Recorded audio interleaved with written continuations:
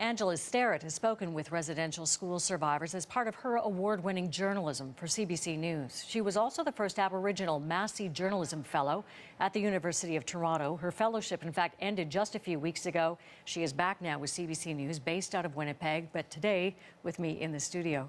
Angela, as we've been setting the table today throughout our coverage for the release of the report tomorrow, as journalists, we're curious to see the wording and what's in it, but the wider Aboriginal community in Canada, how high are the expectations for this report? Well, I think one of the things that's the most important about this report is survivors finally able to tell their story and be recognized, not just downplaying what happened at residential school as, oh, it wasn't that bad, but finally hearing some of the most horrific stories that we've all had the chance to hear now. The significance of this for survivors is that healing component, being recognized of their stories being told across Canada to Canadians, to non-Indigenous Canadians, and also having this on a historical record. So all these stories will be kept. 7,000 statements have been recorded and will be kept on a historical record so that all Canadians will become aware of what happened in the schools. So for survivors, I think this is greatly important. We're hearing some of the terms such as genocide, cultural genocide, or genocide being talked about. Finally, in my own Indigenous community, we've talked about the Red Holocaust for many years. To have these words and these terms, Justice Murray Sinclair talked about 6,000 plus Indigenous children who either died at residential school or didn't make it home or died shortly after. This is significant. He also talked about in the 1920s, there were so many deaths that the superintendent stopped recording those deaths. So there's probably a lot more than that 6,000. So these numbers are greatly important for Indigenous people and non-Indigenous people. And as you referenced some of these numbers, the most recent, the 6,000 number, just came out at the end of last week. So is it your sense that there isn't necessarily going to be new information, in the sense that when we talk about a report coming out, we're all curious to see if there are new facts and information in there, but rather the significance is the totality of it, of all of the stories being put in one place to really show the magnitude of what happened? What I'm being told is that this report will be hard-hitting. I think what's important to recognize is that residential school happened. However, the intergenerational impacts that we see today are still ongoing. That doesn't just mean that the children of survivors, the grandchildren of survivors are experiencing the impacts. It also means that some of the policies that came out of the Indian Act of 1876, some of the policies that were carried out from residential school continue today. For example, we see in the child welfare system more Indigenous children in foster care than there was ever in a residential school. The missing and murdered Indigenous women, I think we're going to see that talked about in this report. And it's going to be talked about in terms of coming as a direct result of residential school. These are things that are going to be challenging for Canadians to deal with. The other thing in the report is the recommendations. Those recommendations are non-binding, but I think it's something that all Canadians will want to be aware of, and it's something that's also happening right now. I want to ask you very quickly, as we're getting close to time, about this issue of genocide. As we mentioned earlier, the Prime Minister stood in the House of Commons. Jack Layton was there at the time as well, as the parties joined across the Commons in a rare recognition of what had happened with the residential school system. But the word genocide was not a part of that apology. Do you think if genocide is the way this is phrased tomorrow, and there's certainly a lot of indication that it will be, that there'll be pressure on the Prime Minister or whichever government to address that, to amend the apology or to add that wording? Will there be pressure to phrase it in that way formally? I think that there's enough evidence at this point that it is cultural genocide, the forcible removal of Indigenous children from their culture, from their homes. Justice Murray Sinclair stated that if the evidence that we have now appeared today, this would be under the Genocide Convention and would be treated as thus. However, I don't necessarily think that this is going to be, even if it is genocide or cultural genocide, if this is what is released tomorrow, I'm not really sure that the Canadian government is going to treat this as any different than they have thus far.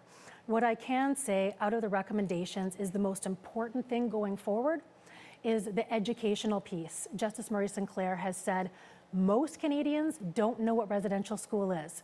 They don't know what the TRC is.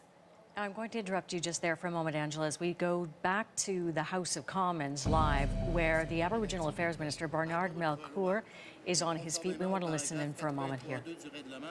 Je demande que l'étude de la motion soit inscrite à l'ordre du jour. Mr. Speaker, I also have the honor to table in both official languages the Delaney Final Self-Agreement and the Delaney Tax Treatment Agreement.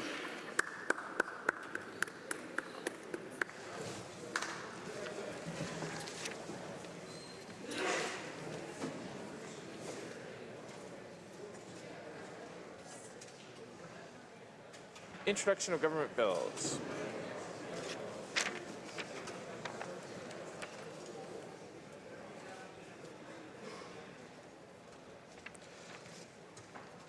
Statements by ministers. Déclaration de député. The Honourable Minister of Aboriginal Affairs. Merci, Monsieur le Président. Monsieur le Président, je suis Mr. Speaker, I'm honored to be here today to reaffirm our government's commitment to advancing reconciliation with Aboriginal people who suffered from the residential school system. This week marks the closing event of the Truth and Reconciliation Commission. This event marks a significant milestone in the successful implementation of the Indian Residential Schools Settlement Agreement and in meeting the goal of moving towards healing, reconciliation, and resolution of the sad legacy of the residential school system in Canada.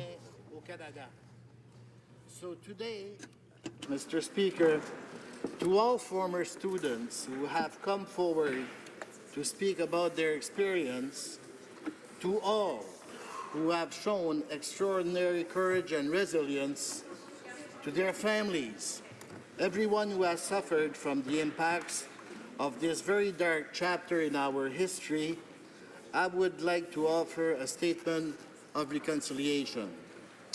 The strength, determination, and resilience they and many former students I have met share in discussing their experiences and in talking about the legacy of the Indian residential schools is admirable. These qualities are necessary to ensure Canadians have a greater understanding of the long-lasting harms caused by the Indian residential school system for Aboriginal people across Canada.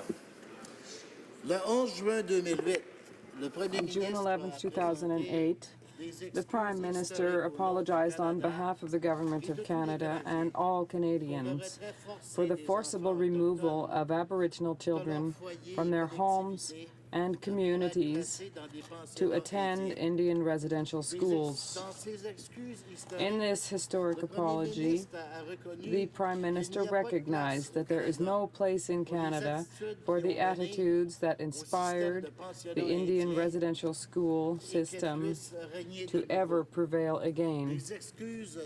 The apology affirmed Canada's commitment to joining Aboriginal peoples on a journey of healing towards reconciliation. The Commission was mandated, Mr. Speaker, with the unique opportunity to educate all Canadians on the Indian residential schools and forge a new relationship between Aboriginal peoples and other Canadians.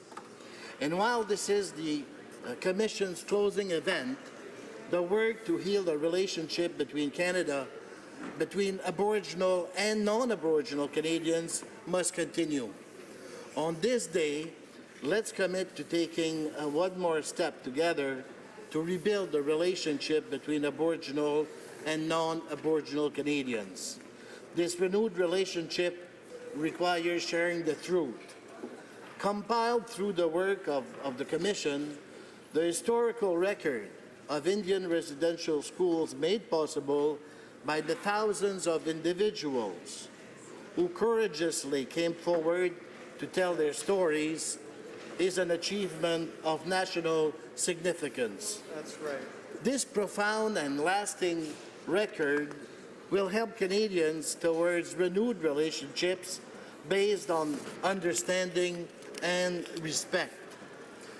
La réconciliation, Monsieur le Président, est un objectif Reconciliation, Mr. Speaker, is a goal that will take the commitment of multiple generations, and the Government of Canada understands the importance of transforming how it works with Aboriginal people and shifting attitudes and perceptions